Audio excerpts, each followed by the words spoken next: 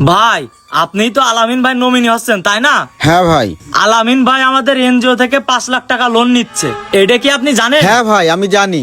ভাই আপনি যখন আলামিন ভাইয়ের নমিনি হচ্ছেন তাহলে আপনার সবকিছুই জেনে রাখা ভালো।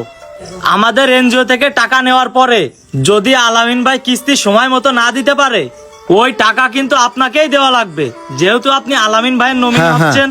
তাহলে বুঝতে পারছেন তো? হ্যাঁ ভাই। আচ্ছা ঠিক বুঝতে আছে ভাই, পারছি। আমি সকল কাগজ রেডি করে নিয়ে আসছি। এই যে দেখেন, এখানে লেখা আছে নমিনির স্বাক্ষর, এখানে একটা সই করেন। এই যে হ্যাঁ এই ভাই, জায়গায় এই তো ভাই? এখানেই। এই যে ভাই পাশে আর একটা জায়গা আছে, এখানেও সই করেন। আচ্ছা ভাই ঠিক আছে, হয়ে গেছে। ও ভাই, তাহলে সবকিছু তো কমপ্লিট। হ্যাঁ ভাই সবকিছু কমপ্লিট। তাইলে আমি আমার টাকাটা কবে পাবো? ভাই আপনি 15 তারিখে আমাদের অফিসে আসেন, এসে আপনার টাকাগুলো নিয়ে যায়েন। আচ্ছা ভাই ঠিক আছে। ভাই তাহলে আমি এখন আসি, ভালো আচ্ছা থাকবেন। ভাই। আসসালামু আলাইকুম। ওয়ালাইকুম ভাই তাহলে আসসালাম। চলে গেলাম, আচ্ছা ভাই, ঠিক আপনি আছে। অফিসে চলে যায়েন। ভাই হ্যাঁ। আজকে আপনি আমার অনেক বড় একটা উপকার করলেন।